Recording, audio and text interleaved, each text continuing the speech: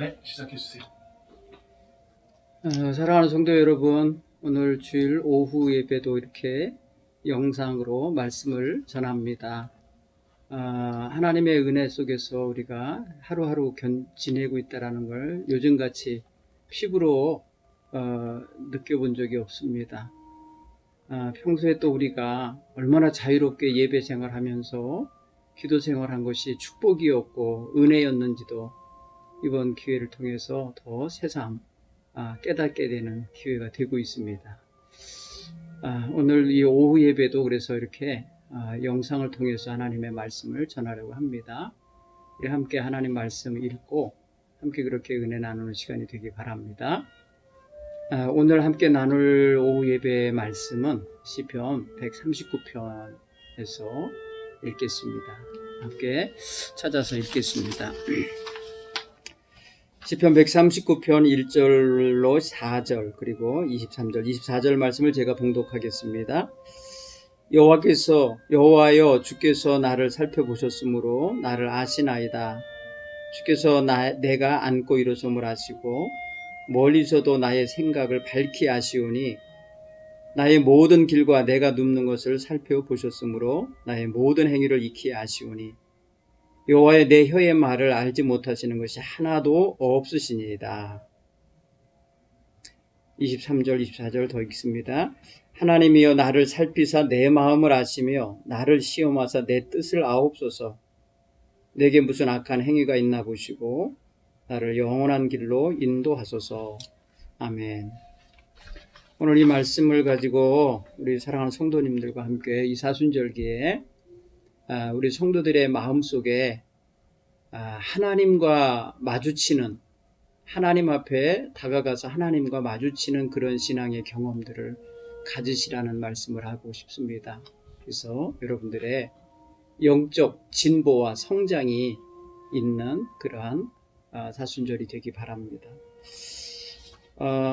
하나님께서는 우리를 가장 잘 알고 계신 분이십니다. 세상에 우리를 잘 아는 사람이 누가 있을까 생각해보면 아마 제일 먼저 우리는 부모, 형제, 친구들 그리고 곁에 있는 신앙의 동역자들을 생각할 텐데 사실 아무리 우리를 잘 안다 하여도 또 우리가 우리 주변에 있는 사람들과 친밀하다 한들 하나님이 나를 아시고 하나님 앞에 내가 서는 것만큼 친밀하진 않을 것입니다. 나를 낳아주신 부모님, 길러주신 부모님께도 말 못하는 사정이 있고 숨기는 것이 있고 감추는 것이 있는데 또 친구여도 말 못하는 것이 있고 배우자여도 말 못한 채 살아가는 것들이 있으실 텐데 하나님 앞에서는 우리의 모든 것을 다 밝히 드러내고 고백하고 또 하나님과 나누며 살지 않습니까? 그러지 않는다 해도 하나님은 이미 알고 계십니다. 그런 면에서 생각할 때 우리가 이 사순절에 하나님을 의식하고 하나님과 함께 살아가는 자세를 갖는 게 너무나 중요합니다. 오늘 우리가 읽은 말씀 가운데도 보니까 하나님은 나의 모든 것을 다 아신다라고 고백하고 있는 시편 기자의 고백을 읽게 됩니다.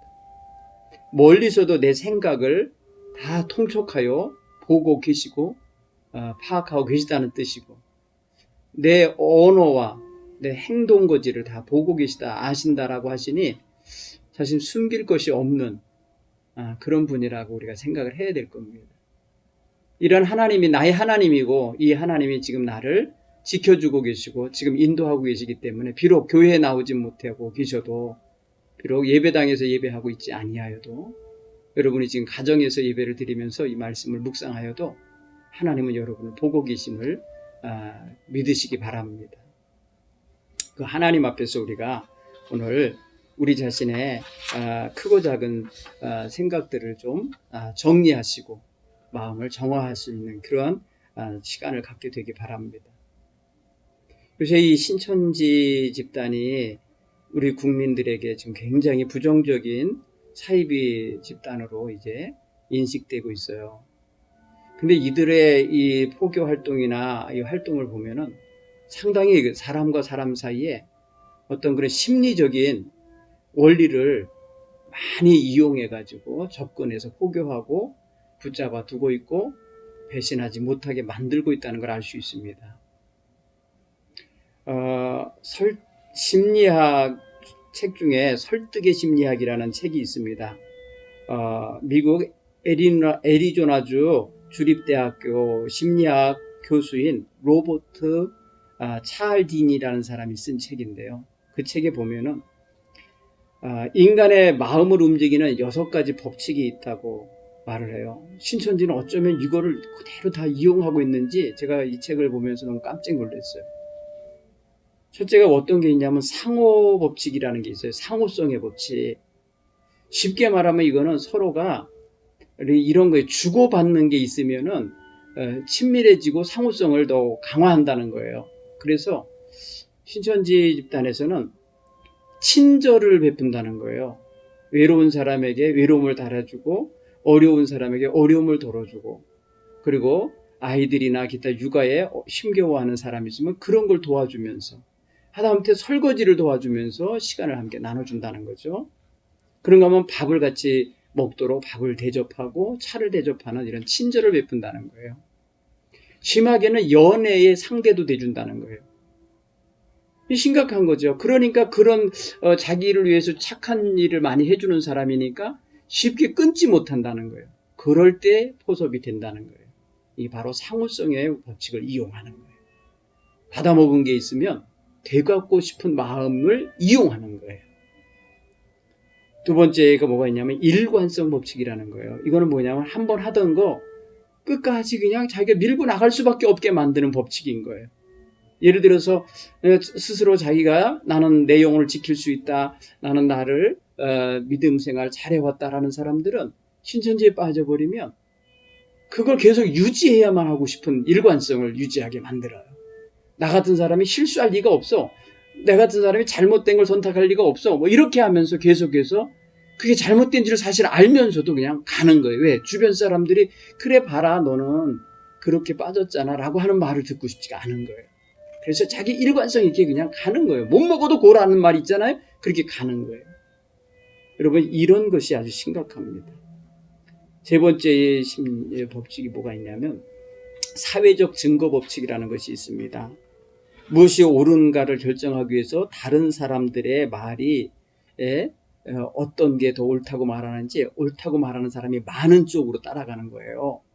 그런데 이 신천지에 들어간 사람들은 집중해서 그 사람들끼리만 모이고 집중해서 쇠뇌를 당하기 때문에 그 많은 사람들이 한 자리에 모여서 집단으로 예배하는 광경을 자꾸 보여주면서 거기서 어떠한 가치와 옳다, 이 사람들이 이렇게 많이 따르는데 뭐 이러면서 그런 어떤 사람들의 사회적 증거 법칙을 따라서 가는 거예요.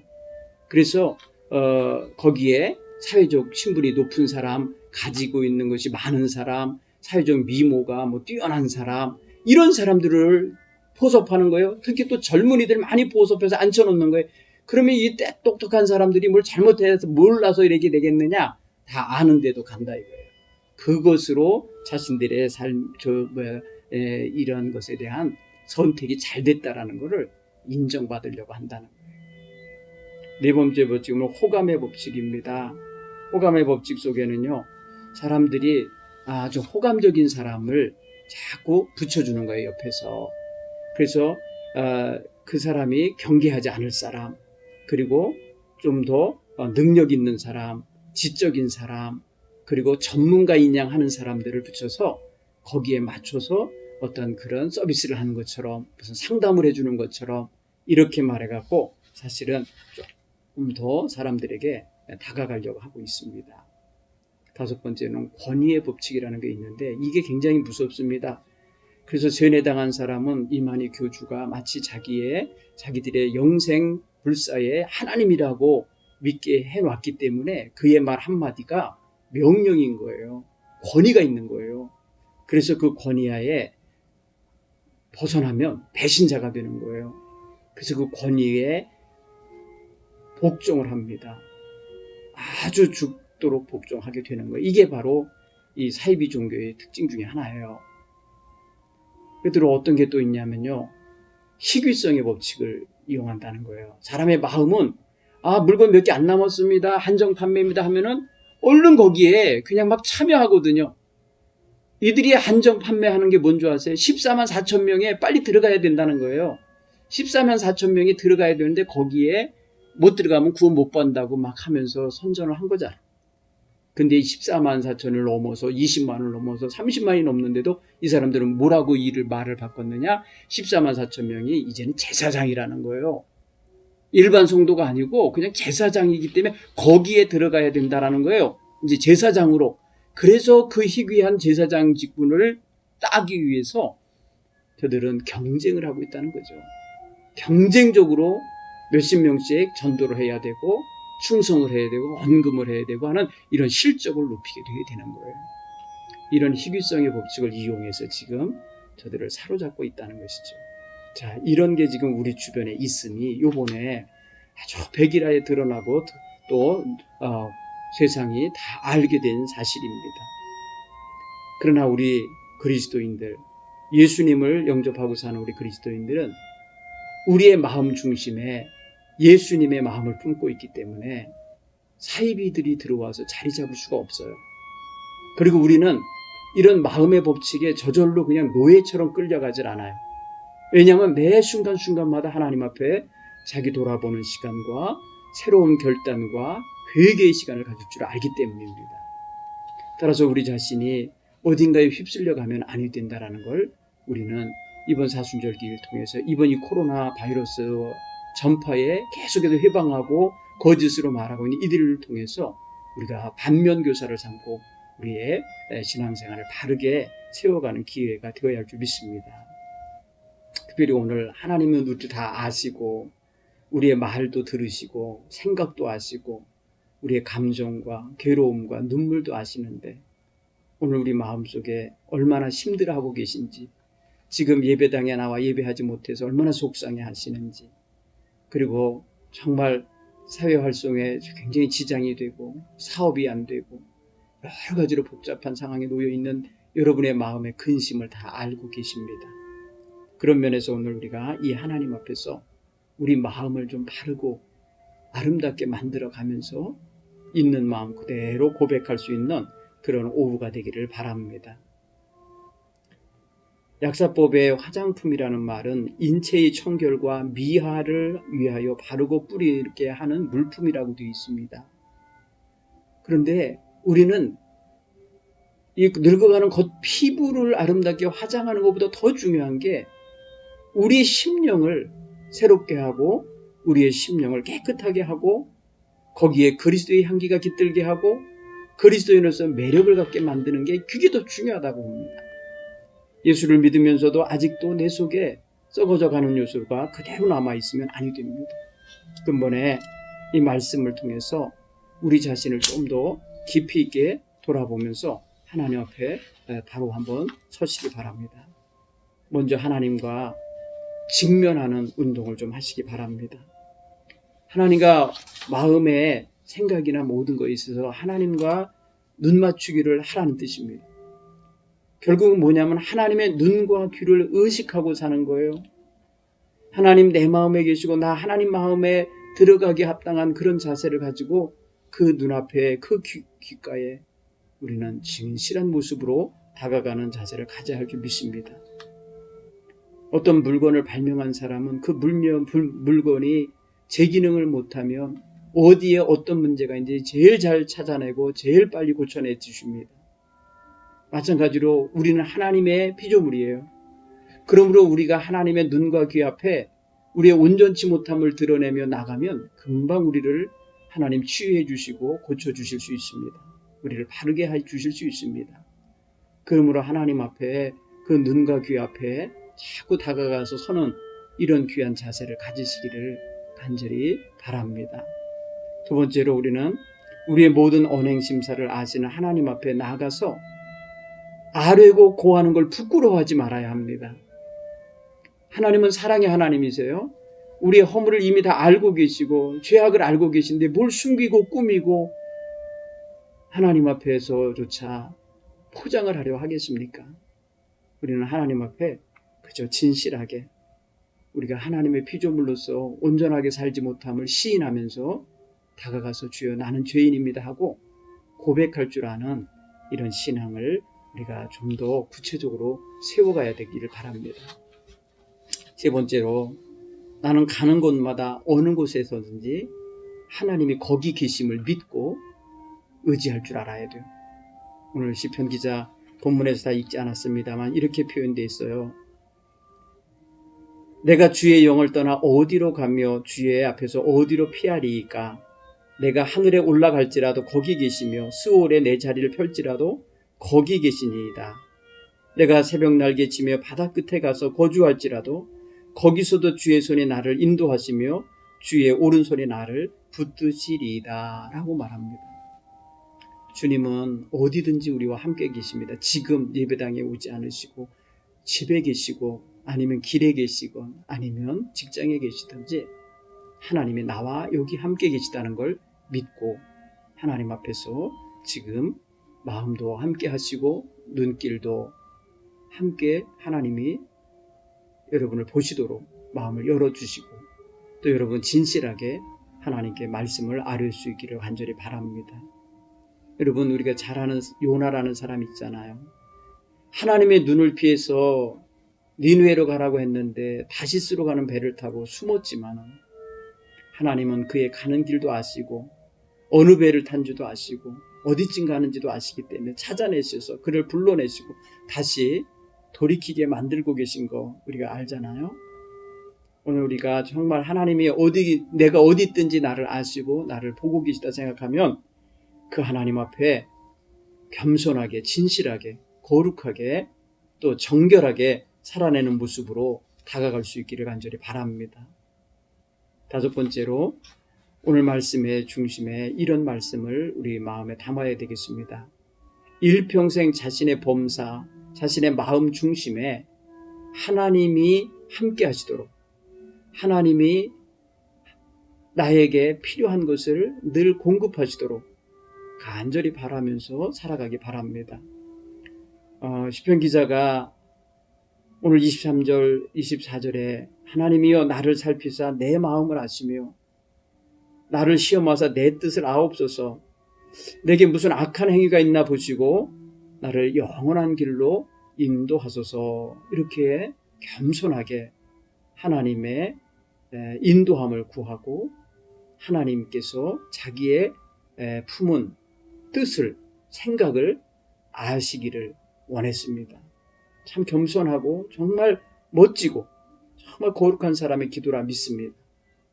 정말 여러분이 어디에 있든지 범사에 또 여러분 심령 중심에 이 같은 기도와 고백이 있어서 하나님을 인정하고 하나님의 인도하심을 구하며 살아가는 자세가 있으시면 다 승리자가 되실 줄 믿습니다.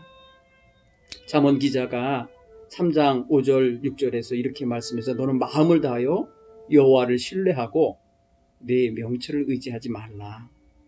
너는 범사의 그를 인정하라. 그리하면 내 길을 지도하시리라. 이렇게 말씀하셨어요. 그리고 잠언 16장 2절의 말씀에 사람의 행위가 자기 보기에는 모두 깨끗하여도 여호와는 심령을 감찰하시느니라 말씀하셨어요. 그러니 우리 성도 여러분 정말 우리 마음 중심도 감찰하시고 살피시고 인도하시는 하나님을 늘 의지하고 사는 성도들이 되기 바랍니다. 하나님을 불편하게 감시자처럼 여기면 하나님과의 관계가 깊어지지 않습니다. 하나님과 나는 하나님의 사랑받는 자녀요 사랑하시는 아버지시니 늘 평안한 관계로 쓰셔야 합니다. 그래서 어디를 가든지 어떤 상황에 놓이든지 그렇게 하나님과 친밀한 교제를 가지시길 간절히 바랍니다. 지혜롭고 거룩한 성도는 날이 갈수록 자기 자신을 더 잘 알아가야 합니다. 그래서 자기의 부족함과 허물됨이 많이 있다라는 걸 시인할 줄 압니다. 꾸미지 않습니다. 진실합니다. 이번 사순절에 정말 하나님 앞에 꾸밈 없고 진실하고 정말 겸손한 이런 신앙인들이 되는 계기가 되기를 바랍니다. 목사인 저도 말씀을 늘 묵상하고 기도하며 살아도 너 목회를 30여 년 가깝게 하여도 날이 갈수록 제가 부족한 종이라는 걸 깨닫습니다. 하나님 도움 없이는 하루도 목회를 못하겠구나 라는 생각을 듭니다. 사단은 허물과 죄와 하나님의 영광을 가릴 틈을 찾아서 유혹하고 넘어뜨리려 하지 않습니까? 그러니 하나님 앞에 날마다 겸손하게 주여 나를 도와주십시오. 부족함을 채워주십시오. 하나님 뜻대로 살 수 있게 도와주세요. 겸손하게 기도하면서 다가가는 이러한 귀한 성도들이 다 되시기 바랍니다. 오늘도 주일이지만 하나님께 나와 예배하지 못하셔서 마음 많이 속상하실 텐데 오늘 이 말씀과 함께 마음 새기시면서 어디에 있든지 내가 무엇을 하든지 하나님이 함께하고 계심을 깨닫고 위로받으시기를 간절히 축원합니다. 기도하겠습니다. 하나님 고맙습니다. 우리에게 귀한 복된 주일 주시는데 하나님께 나와 예배하지 못하여 정말 하나님 마음 속상하고 아쉽고 하나님 슬프지만 오늘 주신 말씀을 마음에 새깁니다. 하나님의 말씀이 우리를 하나님이 원하시는 길로 인도하도록 역사해 주시옵소서. 범사에 어디에 있든지 무엇을 하든지 하나님과 눈과 귀와 하나님 마음이 나와 함께 하심을 믿고 그 앞에 온전하게 합당하게 응답하며 살게 해 주옵소서. 예수님 이름으로 기도하옵나이다. 아멘.